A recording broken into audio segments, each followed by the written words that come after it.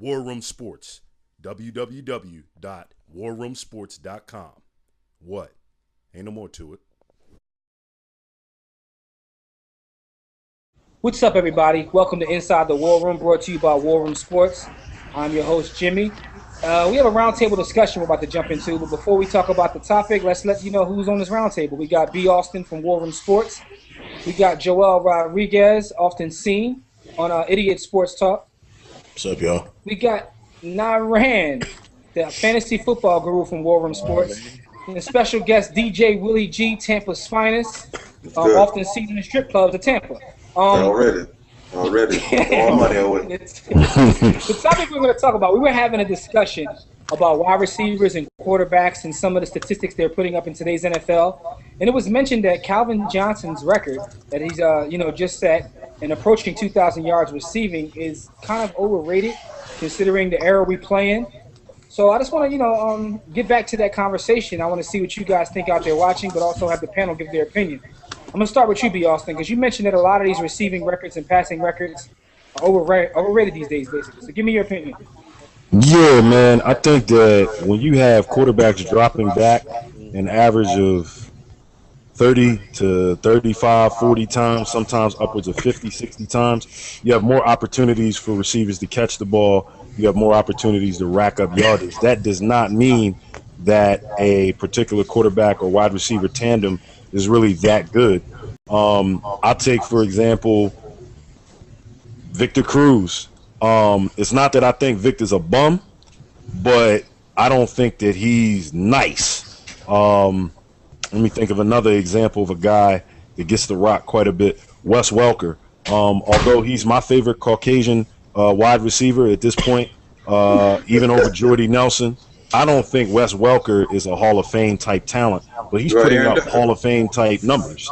So, I think that because we're passing the ball more in the NFL and there's less focus on running the ball, there's no balance. I think these numbers are kind of skewed. Now, even with that being said, I think Calvin Johnson's record that I think he'll set is still it's substantial. It's major. Because anytime you get to that type of yardage, that's a lot of yardage in any circumstances. But the average, when you come back down to earth and we're looking at the middle of the pack, all of these guys around 1,300, 1,400, 1,500 yards, that's a lot of yardage for some guys that aren't really that good. Yeah, Calvin Johnson's a guy that just looking at him play the eye test, so to speak, he probably could have played in any era. With his physical abilities, but there are some guys that I understand what you're talking about. Joel, what's your opinion about this topic in terms of not only the receivers but also the quarterbacks? Guys like Matthew Stafford putting up 5,000 yards last year. He's a bum. Well, it comes. I think I don't have much of a problem with it. They said they're throwing it more, so it's bogus. So I mean, they were running it more in the 70s and 80s. So is Walter Payton's record bogus? Because they ran it more than they threw it. I think Calvin Johnson is just a beast. The man is just really good at what he does. Now, as far as what he was saying with the 1,300-yard receivers, AJ Green or whatever, and I think it just comes down to it's easier to move the ball when you spread the defenses out because these defensive coordinators are so like they're mad scientists, and the easiest way is to just spread them thin. And I think that's probably the best way for how would I say this? I'm drowning here. You're saying basically that's the best way for an offense to move the ball in today's league. Points up. Yeah. You can't hit a defenseless receiver. You can't touch him after 5 yards. So spread them out and throw the ball down the field. Now you made a great point just there, Joel. The rules are even changing to favor these wide receivers, making it easier for them to catch the ball and gain yardage. You can't. It's damn near touch football. It'll be flagged pretty soon. So doesn't that make it easy? Also, one second, because I got a question I want to ask you specifically, but let me let Naran and Willie G give their opinion. Naran, what is your opinion on today's game, and how do you feel about these records and these yardage and these touchdowns being put up by receivers and quarterbacks? I think it's all to sell tickets. Plain and simple. Offense, people want to see offense. I think that today's players couldn't have played in the 80s. Like, it's a different type of mental toughness when especially wide receiver and the cornerback can touch you 10, 15, they're beating you up down the field. Like, you got to really work to get open. Today, past 5 yards, can't nobody touch you. That's why you see a lot more Willoughby. What's up? I said, I get your point, but there are some guys that could have played. Like a Calvin Johnson has to be an outlier. Yeah, true. But the thing is, though, now, D-backs run with him longer. Is Stafford not getting sacked now? Because Lions' line isn't that great. So Brian Hartline and Devon Best are 1,000-yard receivers. Okay, hold on. Willie G. Go ahead, now, Ryan. You have another point you want to make? Oh yeah, but guys like Calvin are an exception though, like because it's just his physical would just be different. But like B said, some of these guys, these Brian Hartline, these Victor Cruz type guys, no, I don't see it. All right, well, DJ Willie G. And the reason I'm asking you, you're a Tampa Bay Buccaneers fan, and you have one of these guys I think that Austin's talked about, and Vincent Jackson, who has what's he have, like 1,300 yards already? 1334. And this is before the last game of the season. He already has over 1,300 yards. What's your opinion on this? Do you think that some of these records are out of control based upon today's game? It's 50-50 because the way I see it is you got some of these quarterbacks who are just good enough to do it.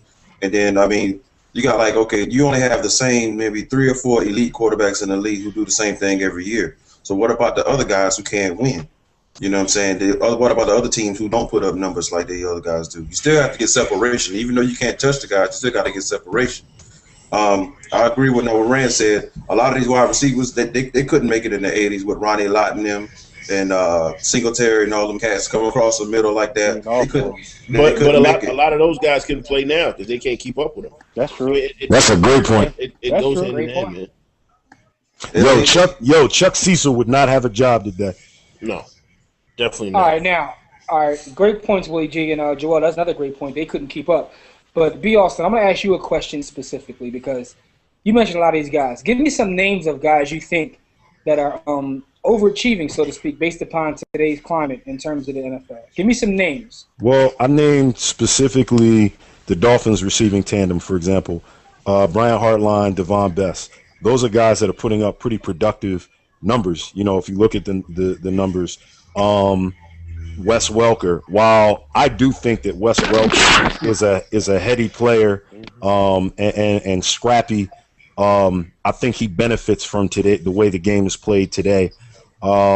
Vincent Jackson, I think physically he has a lot of the talent and tools to play in any era, but I don't know that translates in terms of him being a consistent 1,200, 1,300 yard guy. Okay. Victor Cruz is another guy. I think he benefits from the fact that we see a lot of 3 wide receiver sets.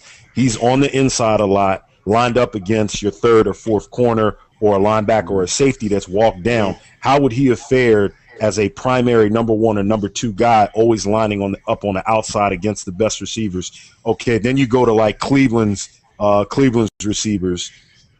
Josh Cribbs.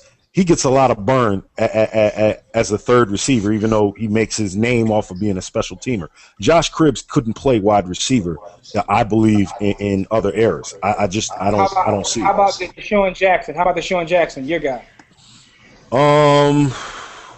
Deshaun Jackson is one of those guys. I don't believe that he could have played as a consistent number 1 or 2. But here's the thing with Deshaun: when you're that fast, there's always place for you, i.e. James Jett, Willie Gault. Those guys weren't good receivers, but they were so fast that there was a place for them in the league. Well, weren't they also 6'3", though? 6'2"? Yeah, they were. Yeah, Joey Galloway was enough. Joey Galloway can't catch better than me. He cannot catch better than me. Hey, Joey Galloway, when he got the ball in his hands, was burning. You weren't going to catch him from behind. Pause that. But as far as his actual hands, I don't know. I don't know that you. I always compared Deshaun to Terry Glenn, but not as a good route runner though. Terry Glenn was that same stature, but he was an excellent route runner to get open. I don't think Deshaun has that same ability. Deshaun runs 3 routes, man. Yeah, but they run that same size. 9. He runs a 9, a 7, and 8. All right, well, let me ask you guys another question. And I'm going to start with you, Joel. I'm sorry. One more guy. Yo, Mike Wallace would not be in the league because he runs one route. You said he wouldn't even be in the league, though, huh? But he's fast, though. Well, let's jump to this, though. You're right. Let's talk about these quarterbacks. Because some of these quarterbacks, and we use an example of, I don't want to keep picking on Detroit. There's a lot of quarterbacks. But Stafford threw for 5,000 yards last year. 5,000. So he's like the poster boy for this, so to speak. Who are some other quarterbacks you think that wouldn't fare well? That wouldn't fare. Everybody. Yeah, that's hard, man. I mean, look, the NFL is changing. Like, it's the NFL is the quarterback. At least from what we're seeing, it's become more of an athletic position too. The guys that they're drafted, they're either really big and tough to bring down, or they're too fast for you to catch them. The traditional pocket passer. If you look maybe the last 3-4 years of guys being drafted, they're not outnumbering the number of guys that can actually run that bullshit Washington runs or the thing the water pistol. That's because of college, though. That's because the system they run in college, though. Yeah, okay. Good. That's because the system they run in college. Like they breed these quarterbacks to run that pistol set or the spread option. They basing the quarterbacks to run that in college now. But hasn't it always been that way in college? But that's what I'm saying. How it's tough. It's tough to say that they couldn't play, in that era because they weren't running this shit in the NFL, 20, 30 years ago. The whole option. Quarterbacks back then. You got Fred Tarkin. No. You had scrambling quarterbacks as opposed to running quarterbacks. There's a difference. Right. Okay. Gotcha.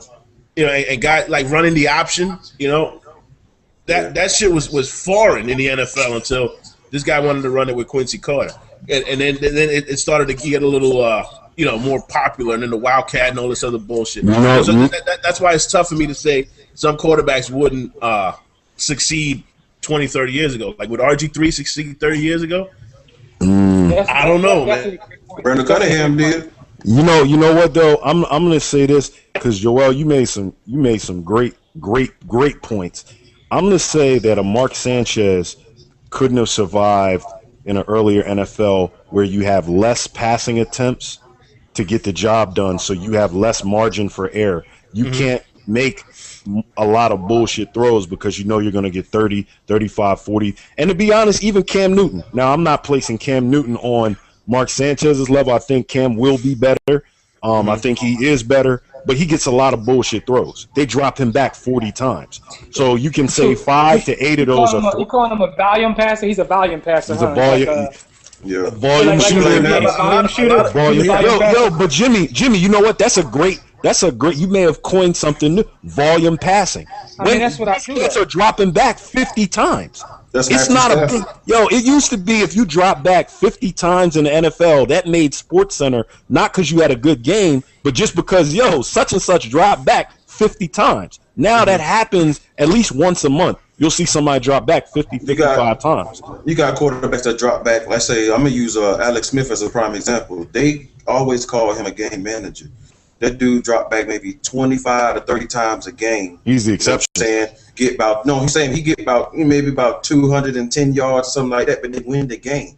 You know what I'm saying? The quarterback position wasn't never 50, 60 times like Tom Brady does, like Matthew Stafford does, like Aaron Rodgers does. And the reason why they do that is because they don't have a running game. San Francisco actually has a running game. You know what I'm saying? Well, hold on, real quick. That's why Joel made one of the best points in terms of this whole conversation. The NFL defenses basically caught up to the offenses, and the offenses had to make an adjustment. Like you said, you spread them out, and that's how you pretty much have success in today's league. Some teams don't even attempt to run the ball. You watch a team like the Packers play. Yeah, I don't even know whether they had a running game because they just say F it out the window. They did with Cedric Benson when he got hurt.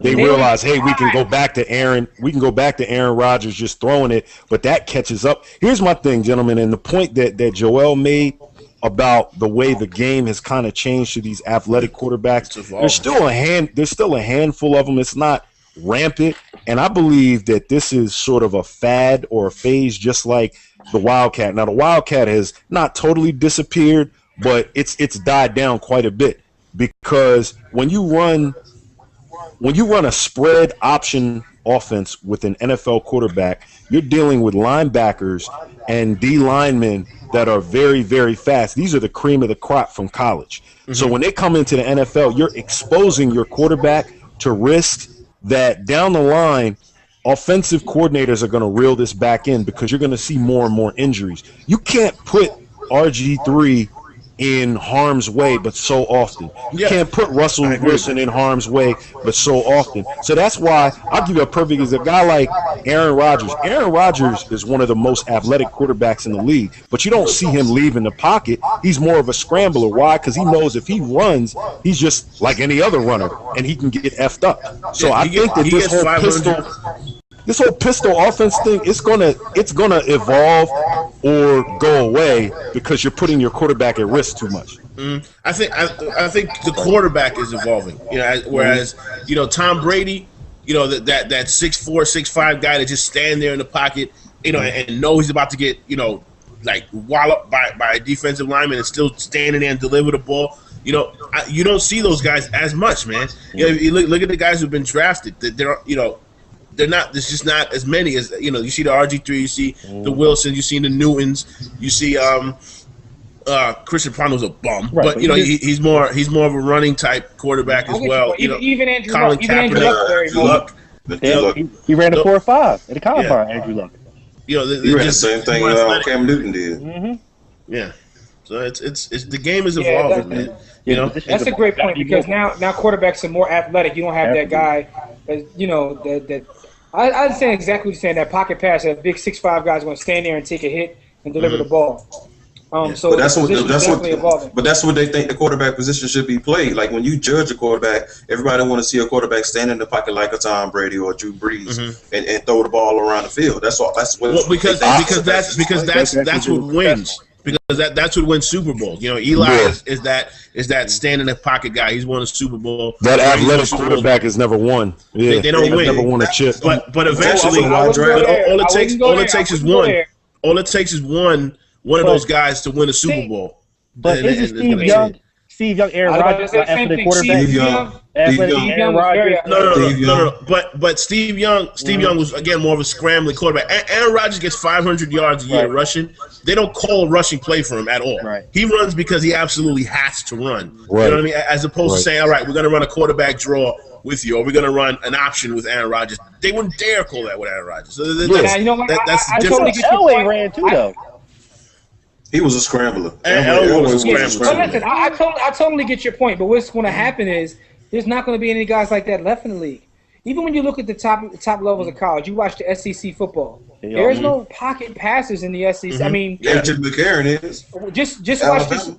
But he ain't going nowhere though. Come on, man. We're talking about the elite quarterbacks though, man. We didn't say. I mean, there's no elite quarterbacks in college right now. But you said there's no pocket passers in the SEC. AJ McCarron is a pocket passer. Right. He can't run. I mean, I wouldn't even consider him a pocket passer, honestly. But with that being said, to be honest with you, here let me say this though, Jimmy, and here's a point that I think needs to be made about the position. The reason that you see so many running quarterbacks and so many NFL offenses adopting sort of college looks is because it takes so much time to teach the mechanics of playing at the NFL level, which really comes down to reading and understanding a defense pre-snap, and then secondarily getting rid of the ball very, very quickly. A lot of these guys' releases aren't that quick, but their athleticism is top tier. So instead of getting rid of the ball quick, let's have you scramble around. Let's do some design runs, and let's get the defense off balance so that pass rush isn't as fierce and isn't getting there, and that buys you the time while we develop you into a better pocket passer. I don't think you're going to see RG3 remain a Michael Vick, for example. Mike Vick is still not a pocket passer a decade in. And that's not because teams don't want him to be a pocket passer. It's because he's incapable. What they rather have is Aaron Rodgers. They didn't teach him. They didn't teach Michael Vick how to play pocket pass. No, not at all. They didn't teach him how to play quarterback. or football. I don't believe that though. I don't believe they sat in those meetings and taught Matt Shaw to play quarterback one way, and then turned it. They can say, "Oh, all that we just said to Matt, you ain't gotta pay attention to that." No, it's not. It's not that. It's not that. Nyran. It's not that. Nyran. It's the fact that at the level they played prior to being in the NFL, they could get away with Michael Vick being athletic and not teaching him the cerebral. That dude ran a 4.25 40. So you get it and has a cannon for an arm. I don't have to teach him the same way I teach Matt Schaub in high school, because in high school, the better athlete wins. In college, the better athlete wins. In the NFL, the smarter, in the pro level, the smarter player wins. At the pro level now, you have Michael Vick. He sees what's going on. He sees how quarterbacks win in this league. Right. So on some level, it's up to him to want to get better to reach that point. Andy has tried. Andy's tried. Well, you see what happened. Before Andy, when you sit in Atlanta in these meetings, like they all sit in these quarterback, however they meet Tuesday, Wednesday morning meetings. But Nyran, Mike Vick admitted, I'm not paying attention in the meetings. I'm not watching film. I'm getting $100 million. I'm smoking that good green, and I'm smacking. Hold on. Because here's the thing. Like, Austin, you made a good point, but you have to look at the big picture. Like, I just want to show you the big picture, man. Listen, if you look at, I am the big picture. The total. If you look at what's going on, right? Coaches have to win now. They can't worry about. Agreed. That's what I was getting ready to say. Yeah. You know what I'm saying? They have to win now. So they don't have time to teach. Yeah, it's one of those things where they have to do whatever it takes, put their team in the best position to win today. If you look at the top quarterbacks, the top three guys that are up for Rookie of the Year this year, RG3, Luck, and Wilson, they're all having success. They all have a chance to be in the playoffs. So they're winning right away. I mean, Cam Newton put up like historical numbers right away. These coaches are trying to do whatever they can and put this team in a position to win right now. These three, let's look at the broadest of pictures. Let's look at the top 3 to 4 quarterbacks that are going to vie for the Super Bowl, and you tell me which one runs a pistol offense or is a running quarterback. Yeah, but a lot of those guys are older quarterbacks that have been in the league for almost a decade at this point. So it's like those days are gone. And it's just one of those things where the whole league is going through a transition, like Joel said. So proven winners are gone. That's not going to be the norm anymore. That's not going to be the norm. Now, Andrew Luck, as athletic as he is, he still would be considered a pocket passer. Yeah, he is a pocket passer. Well, he was a pocket passer in college. They ran a pro system at Stanford. Yeah, but my point is, though, a lot of times we sit here and we take the onus off the players when we had these discussions. Oh, amen. Say, it's the coaches. It's the coaches. Amen. Iggy still can't shoot. Is that really Doug Collins' fault, his coach? Like, dude, you got to get in the gym. Donovan McNabb still couldn't throw a touchdown. Is that Andy's fault? Dude, you go to Arizona every year, you work out. On some level, you have to want to be great. I mean, coaching does play a part, but the players want great too. If you just want to settle, then I can't keep blaming this coaches every year. Well, nobody wanted to coach Vic. Well, I hope nobody in DC sees this, but I'm gonna say this: RG3, the physical tools that he has an opportunity to rewrite the record books and be one of the greatest quarterbacks we've ever seen if he transitions to being a pocket passer. Because just like Aaron Rodgers, Joel, your point being well taken, I believe that with RG3 as a pocket passer, he could still get 700 yards rushing without them calling a play and getting away from that pistol. That pistol was retarded. Hold on, Austin. This got way off topic, which was the statistics that were being put up, and all our conversations go that way. And we're talking about the quarterback position and how it's evolved and changed.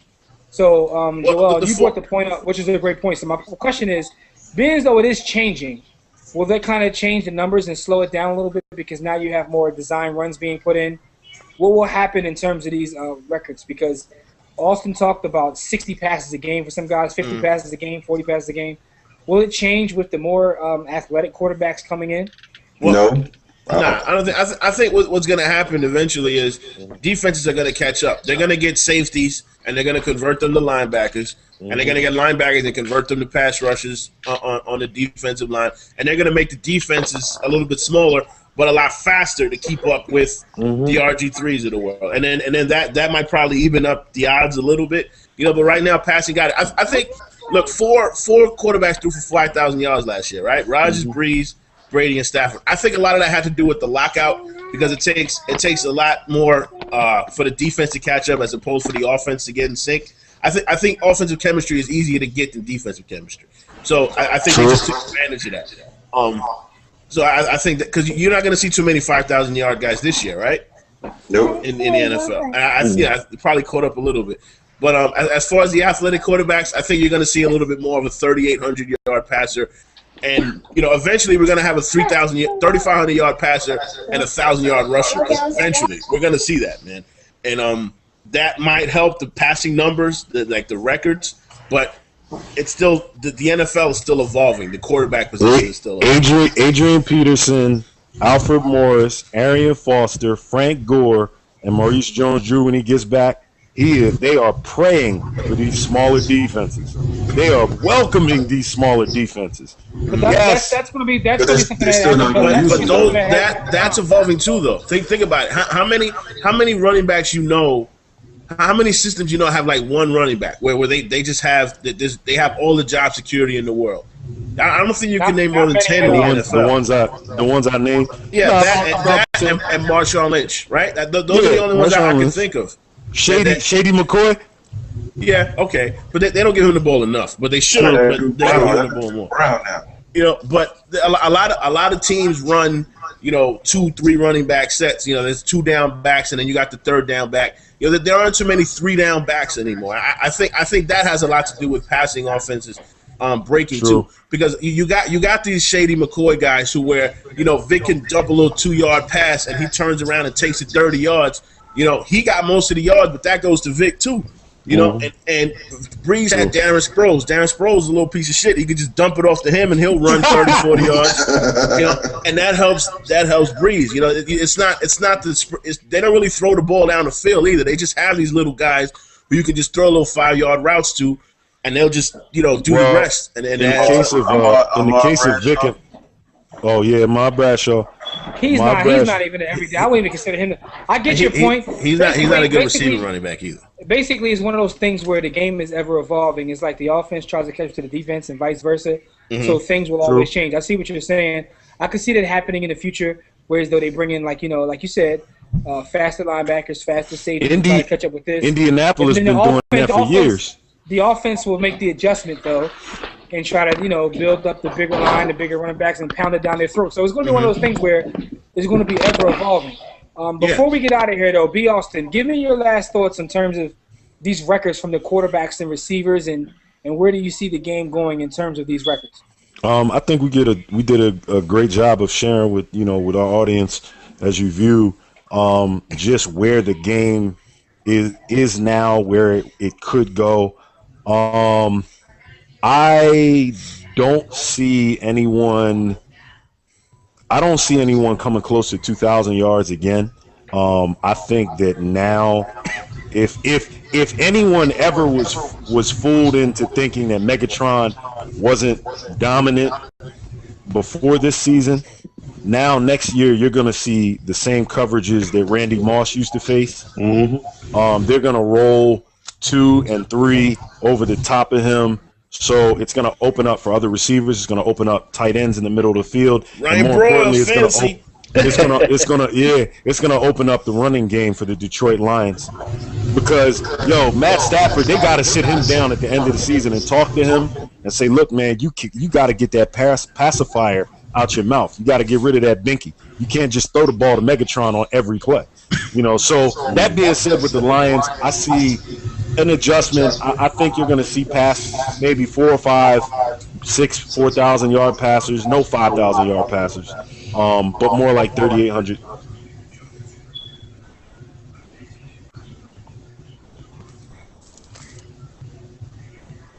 Hello? Yeah, there we go. All right. I said Joel, before we get out of here, give me your opinion on where do you see things going in terms of the receivers, quarterbacks, and how things will look in the future. Well, I mean, receivers are as big as tight ends used to be. Mm-hmm.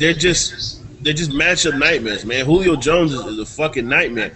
If he ever gets his head on right, not even maybe his head straight, because he plays with Roddy White too. But there's just some games where Julio Jones is a bit. That's a completely different topic. Whatever. He's on my fantasy team. He fucked me in like 3 teams. Julio can't even run routes. Yeah, but that's another different thing. You don't have to run routes anymore because they're so damn big. You just throw it their way and they'll just snatch it. But receivers are just so much bigger now. Everybody. they look like defensive ends. You put Calvin Johnson next to like Justin Tucker, JPP, they're the same fucking size, man. You know, so I think the offense is evolving now in the NFL, and the wide receiver, where when we were growing up, I don't know if I'm 29, so I don't know if we're on the same age group, but you know that started the whole Michael Irvin look at me, Andre Rison look at me, you know, and they wanted to be that. So now we're seeing a whole bunch of superstar wide receivers, and they're probably going to dominate. This is probably going to be their era. You know, that's how I see it. Yeah, got you. Okay, well, Naran, I agree with him. final thoughts. It's just that this game's evolving so fast. Like the top 3 receivers this year, the two kids from Tennessee, they're both 6'3", 6'4". You know, like listen, they're big as linebackers. And I just say rules are made to be broken. So it's probably a little chance right now. 10, 12 years down the road, might be breaking 6,000 yards a season, you know? So I say, you know, the game will always evolve. Yeah, the game will always evolve. You know, like you said, defenses will find a way, you know, and the offense find a way to counter. That's the way it's a chess game. It will always be a chess game, so I just enjoy watching it. You know? Absolutely. DJ Willie G, what's your final thoughts on this topic? Where do you see things going? I see what Joel said. Basically, it's going to be a lot more athletic quarterbacks because coming out of college, and the coaches are going to bring more college offenses to the NFL to get these rookies ready. Just throw them in the fight. When defenses is going to catch up with the wide receivers, they're going to start getting bigger cornerbacks like Seattle has. Seattle has a 6'3" and a 6'2" cornerback. You never see that. Both of them, they beast. So they're gonna start sizing up these cornerbacks to match what the size of these wide receivers are, just to get an even playing field. It's gonna happen. They're gonna start converting some of these wide receivers from college and safeties and turn them into cornerbacks and stuff like that. And as far as the passing yards, you're still gonna have your little top 3. Peyton, Brady, and Breeze, and Aaron Rodgers or whatever. They're going to be your 4,000, 5,000 yard dudes. But anybody after that, it's going to be like 3,000 maybe at the most. 3,000? No, more than 3,000. But you don't know who coming up though. It's probably some kid right now sitting there playing Madden. Who? Johnny Football? Yep. Waiting in the wings. You know. It's funny. Last thing I just want to say about this is it's funny because I remember as a kid collecting football cards, and then when you got 1,000 yards, that was a big deal. Remember that? Yeah. They had like a special card for the 1,000-yard receivers and 1,000-yard running backs.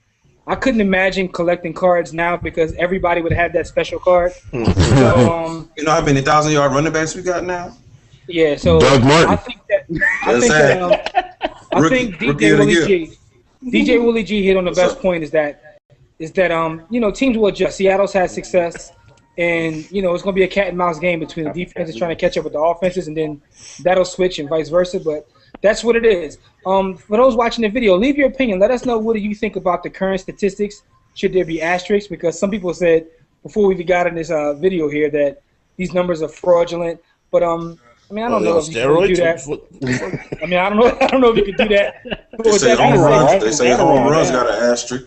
Yeah, let us know. Let us know how you feel in terms of what's going on with these statistics, because everything's out of control right now. 2,000-yard receivers, guy about to break the 2,000-yard rushing. So anyway, with that being said, comment, subscribe to our videos, and until next time, everybody, don't accept mediocrity and be steadfast in the war against ignorance. We out of here. Be good, y'all. Kuwait is the war room with 5 nights at the round table, 5 Philly